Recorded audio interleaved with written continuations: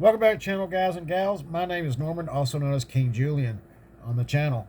So I hope y'all enjoyed the run session, which was the Guss Hadley special, pulling its diesel tender number 2.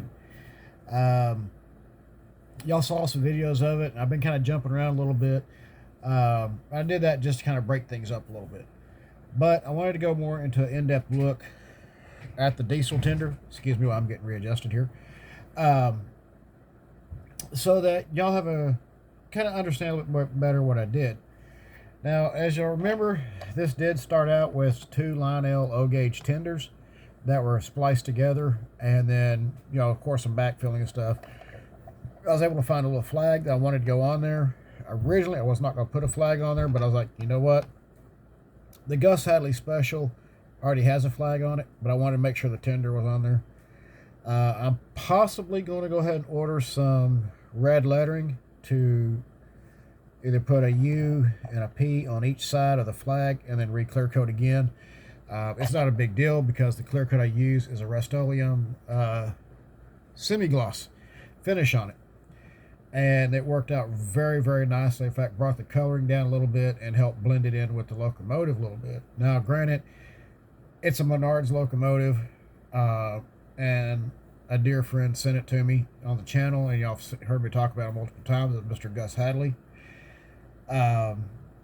So building this diesel tender going along with it was actually something I've been wanting to do because I did one for the Santa Fe, and I want to do one for the UP. This is nothing new. Diesel tenders were normally used for freight or passenger service, commuter service, for extra fuel and water when they were still using steam-heated passenger cars or if they needed it. These could also be used in maintenance of way work too. So that's the reason why I went ahead and decided to build 2 of these. So these old trucks on here are Walthers. Yes, y'all can see the bottom right there. I ain't painted that yet. I will. And I got Atlas couplers on it. And what I did was I used the adjustable, cut off the ends of it, and then turned around, re-drilled the hole up here for a small screw, and made it so that these were still movable, but not overly movable, which worked out really nice. Will they change? Who knows? I might change them out later to something else, just to make sure that everything's in there. I don't have so many screws in the bottom. I mean, it's only 2 screws each end, but who knows, okay? But again, it was a lot of modification. This was all blocked in. This was blocked off. Another block off down here. The light up here, which I never lit it up. And the diesel tender has truly been a fun build. And I've enjoyed it. But am I done with building diesel tenders? Yeah, for now. Because I feel like my 2 F7s have got what they need. Actually, I got 3 of them. As y'all remember, one of them was another Menards set that another subscriber had sent to me that the motor or the board was bad in it. So I just took the motors out, pickups off of it, turned it into a dummy. But it has the weight of the original Menards locomotive, minus the board and motors. So I'm pretty content with that. It brought it into a scale proportion, and it allows to have a uniqueness to the train. And again, over the next, sometime the rest of this year, the end of next year, I'll start adding UP passenger cars to the Guss Hadley special.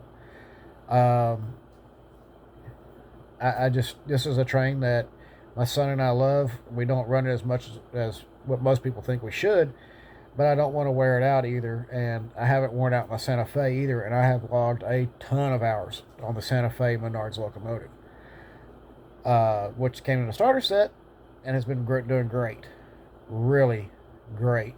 I think right now I'm up to 45, 50 hours on it, something like that. Last count I think was like 36, I think. Last count was in the truck, and plus the hours I've run it here. So yes, I'm very, very pleased with how these models have turned out. and I'm wanting to get the rest of these projects kicked out and get ready to get back onto the passenger car scene. I want to get the F&M excursion train finished up. I at least want to get 4 more of the Kinky Cheryl style car builds finished and back up.